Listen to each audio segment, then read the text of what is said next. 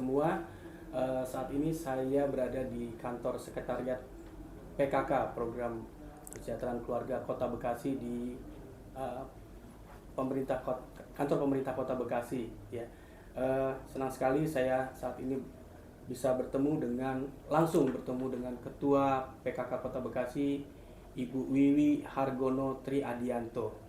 Beliau juga dia adalah istri dari PLT Wali Kota Bekasi, Bapak Triadianto. Selamat siang, Bu. Selamat siang. Waalaikumsalam warahmatullahi wabarakatuh. Alhamdulillah. Selamat siang seluruh sahabat Warta Kota dan Tribun.com Kota Bekasi. Baik, Bu. Nah, kita akan langsung bicara tentang seputar keberadaan PKK di Kota Bekasi, pemberdayaan kesejahteraan keluarga dan juga pos pelayanan terpadu ini menjadi hal yang terpenting ya, Bu ya, dalam memajukan perekonomian dan meningkatkan kesehatan masyarakat. Nah, terlebih di zaman serba modern ini, dengan kecanggihan teknologi yang luar biasa ini ya, Bu, mendorong masyarakat terutama para pelaku usaha peningkatan pendapatan keluarga atau P2K ya, dan juga usaha mikro kecil dan menengah ini untuk dapat bersaing dengan pasar modern. Nah, Bekasi sendiri, Kota Bekasi sendiri termasuk wilayah yang banyak memiliki UMKM dan UP2K ya. Seperti apa keberadaan para pelaku UMKM dan juga UP2K di Kota Bekasi saat ini? Kita akan berbincang-bincang nanti dengan Ibu Wiwi, bagaimana peran pemerintah sendiri juga dalam hal ini, tim penggerak pemberdayaan dan kesejahteraan keluarga Kelurahan Kota Bekasi dalam membangkitkan perekonomian UMKM dan UP2K ini. Baik, yang pertama, Bu, untuk mendorong bagaimana sih, Bu, keberadaan PKK di Kota Bekasi sendiri saat ini? PKK sendiri tentunya sesuai dengan namanya penggerak keluarga. Bagaimana saya berharap keluarga-keluarga yang ada di Kota Bekasi bergerak dinamis sesuai dengan peraturan undang-undang. Nomor berapa ya saya lupa. Yang jelas bahwa keluarga yang sehat adalah keluarga yang bergerak dinamis sesuai dengan kebutuhan serta kondisi yang ada. Nah, kalau PKK sendiri, saya setelah menjadi Ketua PLT PKK Kota Bekasi, saya mendorong terus bagaimana program-program 10 program PKK tersebut bisa terlaksana dengan baik. Terutama ada sebetulnya visi saya sendiri di dalam rangka mendorong itu terhadap 4 keberdayaan perempuan yang ada di Kota Bekasi. Yang pertama adalah berdaya secara ekonomi. Kalau perempuan memiliki keberdayaan secara ekonomi, dia akan berdaya secara psikologi. Secara psikologinya itu apa? Dia bisa dihargai pasangannya, dia bisa dihargai anak-anaknya, dia bisa dihargai lingkungannya. Karena banyak perempuan-perempuan yang akhirnya terpuruk karena faktor ekonomi atau melakukan tindakan-tindakan di luar asusila karena juga alasan faktor ekonomi. Sehingga itu yang mendorong saya untuk bagaimana dia memiliki keberdayaan ekonomi, keberdayaan psikologis. Yang ketiga adalah berdaya ideologi. Bagaimana seorang perempuan ketika sudah memiliki 2 keberdayaan tadi, dia memiliki sikap dan nilai hidup yang baik, pandangan hidup yang baik. Banyak orang-orang yang sudah mandiri, perempuan-perempuan mandiri, tetapi dia tidak memiliki nilai dan sikap hidup yang baik. Terlalu mandiri juga terlalu bahaya. Sehingga ini dibutuhkan banyak contoh, banyak aplikatif, dimulai dari kami para pemimpinnya gitu ya, contoh-contoh yang baik sehingga bisa menjadi contoh juga buat masyarakat. Yang keempat, nilai berdaya secara spiritual. Artinya bahwa nilai-nilai kebaikan itu ada di spiritual, agama. Ayo mari kita kembali ke nilai itu. Nah, kalau kita bicara tadi berdaya secara ekonomi kayak gitu ya. Kalau PKK sendiri bekerja sama dengan Dinas UMKM. Bagaimana seluruh masyarakatnya yang memiliki produk ataupun yang sedang mau berusaha untuk usaha, kita kolaborasikan dengan Dinas UMKM. Banyak pelatihan-pelatihan yang dilakukan oleh Dinas UMKM, baik itu melakukan branding produknya, kemudian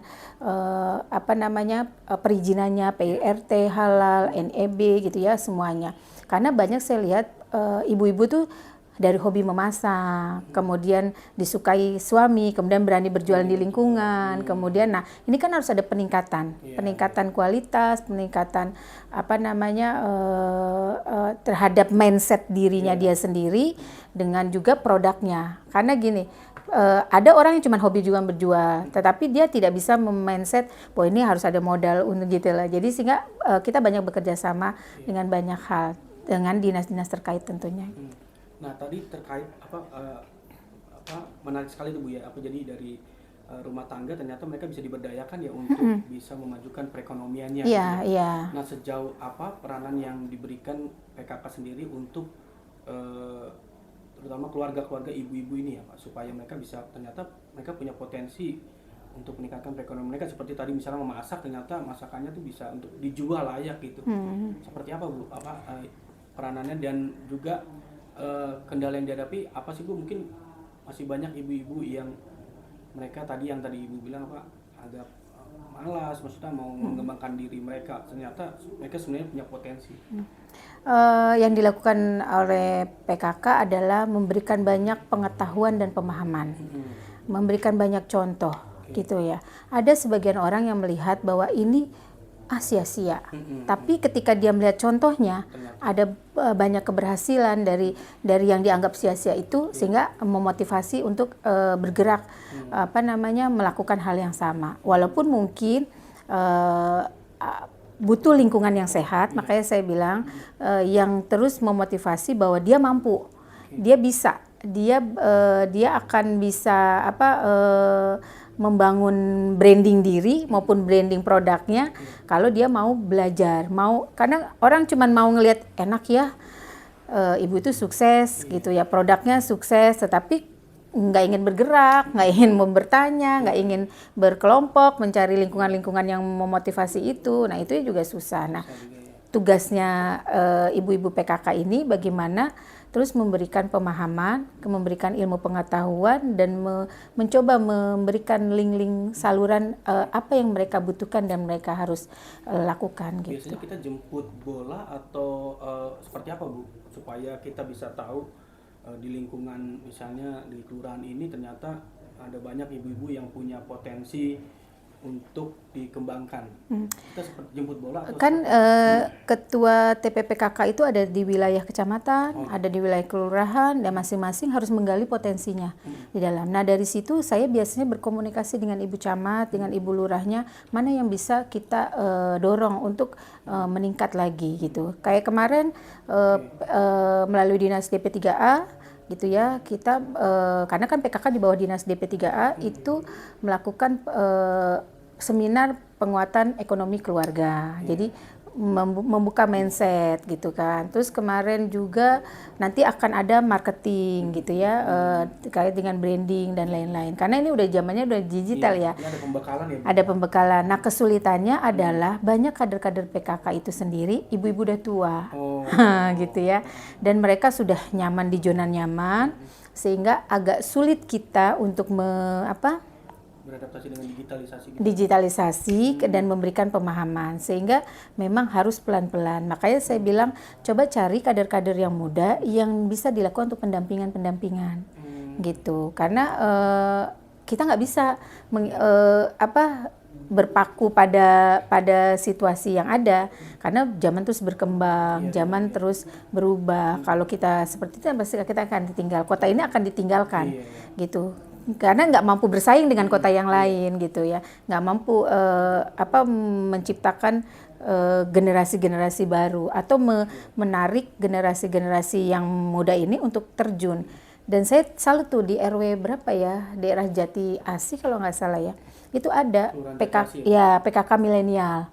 Mereka justru bikin wave, bikin ini. Nah ini yang memotivasi sebetulnya, tetapi kan memang tidak mudah gitu. Justru bagaimana sekarang contoh-contoh ini yang bisa akhirnya memotivasi pimpinan-pimpinan di wilayahnya untuk mencontoh lagi gitu lah. Itu kalau saya lebih mendorong pada berikan satu keberhasilan sehingga menjadi contoh, dan itu yang bisa mendorong untuk yang lainnya melakukan hal yang sama. Dan alhamdulillah saya senang sekali dengan kinerja dari Kelurahan Bintara. Salah satunya BKK itu kan masuk mewakili Jawa Barat untuk nasional. Oh, Gitu. luar biasa. Itu seperti apa Bu bentuk yang diberikan dari PKK Bintara ini, Bu? Sesuai dengan indikator-indikator penilaiannya ya, salah satunya apa keterlibatannya PKK kayak gitu, bagaimana keterlibatannya ibu ketuanya, para kadernya kayak gitu. Salah satunya itu. Nah, bagian kalau itu tidak menunjang, pasti tidak akan menjadi juara. Artinya bahwa kader-kader di wilayah itu juga sangat menunjang kinerja suami.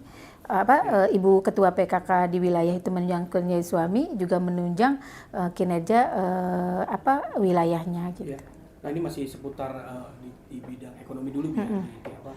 Menurut Ibu Wiwi, saat ini kualitas produk yang dihasilkan oleh ibu PKK seperti apa sih Bu? Maksudnya memang sudah ini layak nih sebenarnya, memang bahkan go internasional atau seperti apa, gimana Bu?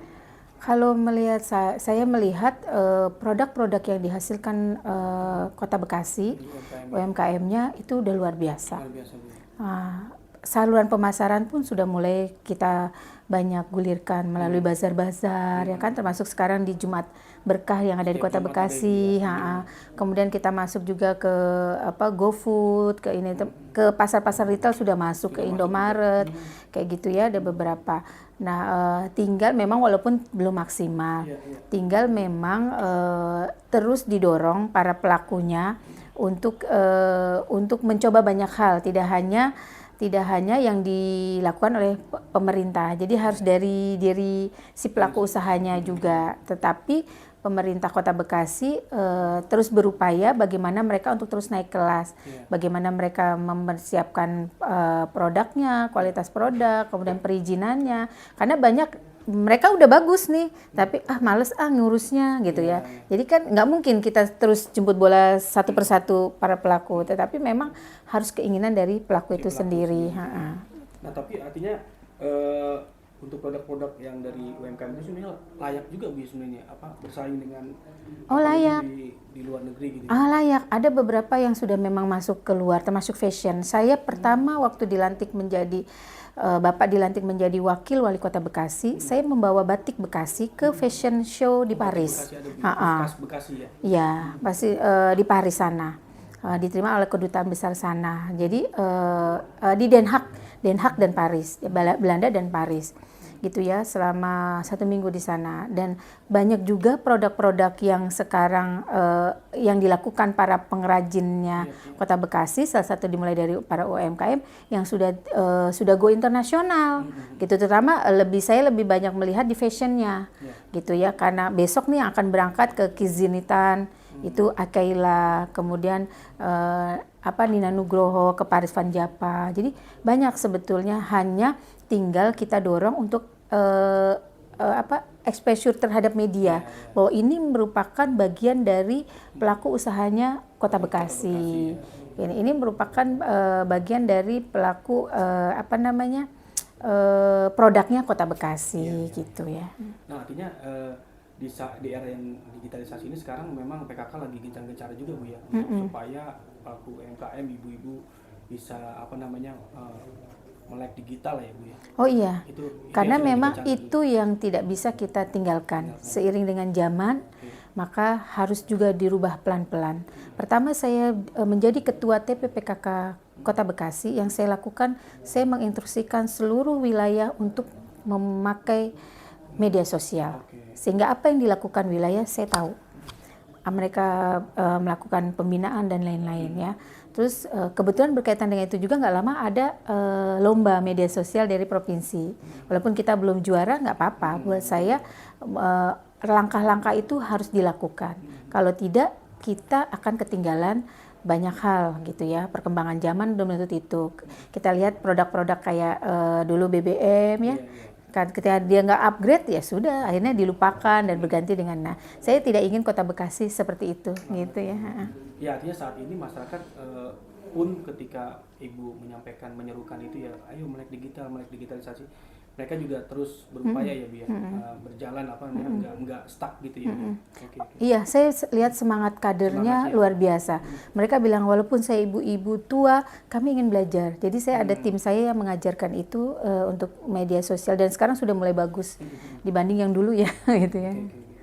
Nah, terus ini Bu terkait posyandu ya. Tadi kita sudah bicara seputar banyak di bidang perekonomian, UMKM di tingkat keluarga ya.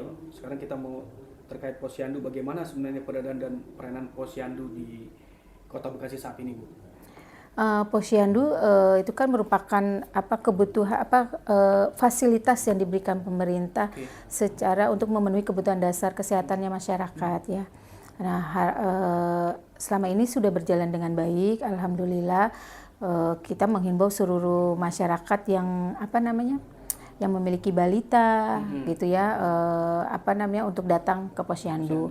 Walaupun tidak semua masyarakat itu mindsetnya bahwa posyandu itu merasa takut karena ibu-ibu yang tidak punya basic kesehatan, tetapi kan dibekali dan didampingi oleh puskesmas, bidan dan lain-lain ya.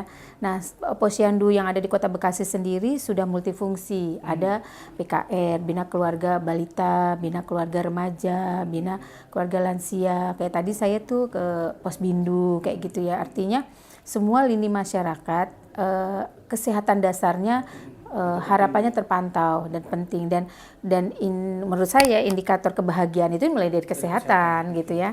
Kalau kesehatannya bagus, insya Allah nggak akan banyak keluhan gitu ya gitu.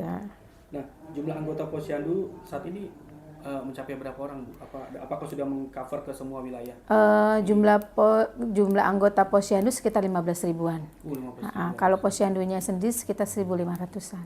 Tapi sejauh ini ya para ibu sendiri sudah aktif lah ya, Bu. Sudah untuk aktif. Mereka mau ke posyandu mengecek kesehatan anaknya segala. Iya, malah waktu pandemi kemarin mereka door to door gitu. Mereka door to door untuk tetap, artinya mereka memang menyadari ya saya terima kasih pada seluruh kader-kader posyandu ya. Mereka walaupun dalam kondisi pandemi orang di mana takut keluar, di mana dia tetap datang. Justru yang sulit adalah ibu-ibu yang memiliki balita karena didatengin orang kan takutnya Jadi butuh penyadaran bagaimana pentingnya tetap mengontrol tumbuh kembangnya balita, kemudian imunisasi dan lain-lain, karena kita harapannya dari Kota Bekasi capaian untuk generasi emasnya di 2045 akan banyak terwujud 2045 gitu. targetnya ya. Oh iya, seperti pemerintah pusat kan 2045 generasi emasnya. Nah, mulai dari sekarang 2025 sudah mulai harus terlihat, 2030 sudah mulai terlihat gitu ya. Baik, terakhir Bu, apa yang mungkin Ibu bisa sampaikan kepada masyarakat terutama para ibu agar rutin membawa balitanya ke cek kesehatan di posyandu, bisa disampaikan, Bu? Buat seluruh masyarakat Kota Bekasi, yuk mari kita manfaatkan fasilitas yang ada di sekitar lingkungan kita untuk memenuhi kebutuhan dasar anak-anak kita, para lansia gitu ya, sehingga kesehatannya benar-benar terpantau, baik tumbuh kembangnya, imunisasinya, maupun hal-hal yang berkaitan dengan bagaimana menjadikan anak-anak Kota Bekasi menjadi sehat, cerdas, dan menjadi generasi emas. Dimulai dari wilayahnya masing-masing, kemudian membawa kebanggaan buat Kota Bekasi dan insya Allah untuk Indonesia. Gitu ya. Dan buat pelaku produk masyarakat juga, ya, saya menghimbau, yuk mari cintai produk-produk lokal yang ada di Kota Bekasi khususnya, karena pemerintah pusat pun sedang menggalangkan untuk mencintai membeli produk-produk yang ada di dalam negeri. Kalau bukan kita, siapa lagi? Kalau bukan mulai dari sekarang kita memulai mencintai produk-produk dan membeli produk yang ada di Kota Bekasi, siapa lagi yang akan bangga? Dan Kota Bekasi insya Allah akan maju dan sejahtera karena seluruh masyarakatnya mencintai produknya. Baik, demikian Sobat Warta Kota dan juga tribunbekasi.com perbincangan menarik dengan Ketua PKK Kota Bekasi Ibu Wiwi Hargono Triadianto. Sukses selalu Bu. Amin. Untuk PKK-nya, dan juga tadi Ibu Wiwi sudah menyampaikan pesan-pesan yang menarik supaya masyarakat Kota Bekasi bisa tetap sehat dan juga perekonomian juga tetap bangkit. Ya. Mungkin kita sama-sama salam semangat ya Bu. Ya. Semangat. Sama motonya Wiwi Hargono, Pokoknya jangan lupa bahagia. Jangan lupa bahagia.